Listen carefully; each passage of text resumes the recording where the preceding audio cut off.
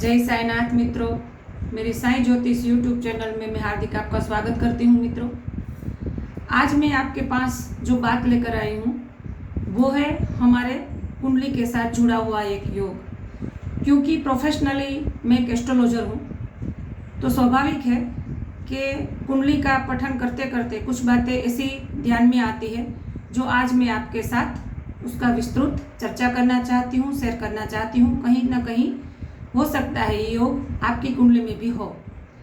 तो मित्र, जब आपकी कुंडली बनी होगी तो उसका पूरा विवरण जो है उसमें आता है और उसमें से होता है एक योग होता है, लिखा होता है। आप कभी पढ़ोगे या तो किसी पंडित से, ज्योतिषी से जब आप चाहोगे, पूछोगे तो बताएंगे।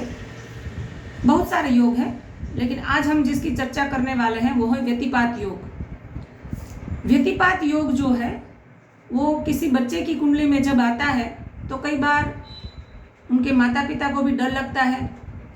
कई बार होता है कि अनजाने में ही पंडित लोग भी डरा देते हैं। जो सारे योग है उसका उत्पत्ति का अलग अलग कथा है। व्यतिपात का जो योग है उसका उत्पत्ति का शॉर्ट में अगर मैं आपको बता दूं तो चंद्रदेव और सूरज की दोनों की एक दूसरे पे कोपायमान दृष्टि से जो पुरुष उत्पन्न हुआ उसका नाम रखा है व्यतिपात योग। और मित्र, व्यतिपात योग में जो भी बच्चा, जो भी जातक जन्मे हैं उनको अपनी जीवन में व्यतिपात योग का शांति पूजन अवश्य करवाना चाहिए। क्योंकि उनका पूजन करने से, उनका शांति करने से बहुत सारे लाभ आपको प्राप्त होंगे। अधिक मास, अभी जो अधिक श्रावण मास चल रहा है उसमें जो व्यतिपात योग है वो अगली 15 अगस्त को है।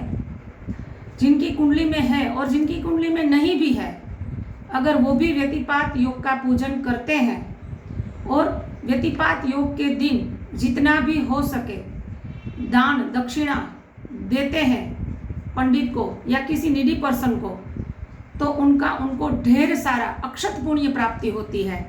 हम लोग जानते हैं कि दान में जैसे अमावस्या हो गया तो अमावस्या के दिन 10 गुना फल मिलता है। उसके बाद क्षय तिथि हो गई तो 100 गुना फल मिलता है। उससे आगे हम चले तो उत्तरायण है, उससे ज़्यादा दक्षिणायन में मिलता है। उससे ज़्यादा जो है वो व्यतिपात योग में मिलता है।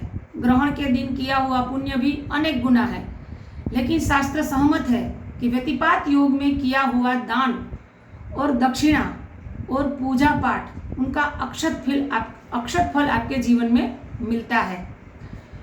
तो ये पूजा किस तरह से करें? तो सुबह जल्दी से आप अपना प्रातः कार्य खत्म करके एक घड़े, मिट्टी का घड़ा ले लीजिए या तांबे का ले लीजिए। उस पर एक तांबे का कोई पात्र रख लीजिए, उसमें शक्कर भर लीजिए और उस पर व्यतिपात देव का एक मूर्ति चित्र या तो मूर्ति बिठा दीजिए और पूरा उसका षोडोपचार रूप से आप पूजा पाठ कीजिए। धूप, दीप, नैवेद्य पूरी शिष्टा से उसका पूजन कीजिए। पूजन करने के बाद जो है पूरा दिन अगर हो सके तो व्रत कीजिए, नहीं तो एक ही टाइम खाना खा के भी आप कर सकते हैं। पूरे साल में जितने व्यतिपात आते हैं 13 प्रकार के, अगर वो 13 बार आप ये कर सकते हैं तो 14 बार जो व्यतिपात आएगा उनका आप पूजन करके समापन कीजिए। और समापन के दिन आप पंडितों से उनका पूरा विधि विधान से ओम व्यतिपाताय स्वाहा करके पूरा विधि विधान से हवन होम करिए, तप करिए, दान कीजिए। और दान में खासकर कोई भी खाने की चीज़ है, अनाज है, अगर आप थोड़ा सा भी चांदी या ताम्र या सोना, वस्त्र, नए वाले, ये सब चीज़ें खुशी होकर कुछ दक्षिणाएं आप पंडित को दोगे और हाथ जोड़ के व्यतिपात देव से नमन करके बोलेंगे कि जो भी आज हमने आपका पूजा पाठ किया है, आज हमने जो भी दान पुण्य किया है, उनका हमको अनंत फल मिले।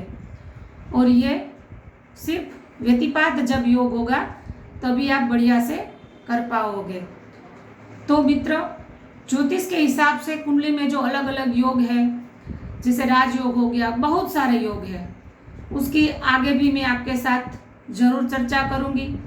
आप भी अगर कुछ ऐसा पूछना चाहते हैं आपकी कुंडली के हिसाब से तो आप कमेंट करके मुझसे पूछ सकते हैं। मैं पूरी कोशिश करूंगी आपके जो भी प्रश्न होंगे, आपकी जो भी कमेंट आएगी उनका उत्तर देने के लिए। आज के लिए मित्र बस इतना ही। बहुत जल्दी से मैं फिर आपसे मिलूंगी। लेकिन हाँ, अगर अभी तक आपने मेरे चैनल को सब्सक्राइब नहीं किया है तो कृपया सब्सक्राइब कीजिए, ज़्यादा से ज़्यादा शेयर कीजिए, बहुत लाइक कीजिए।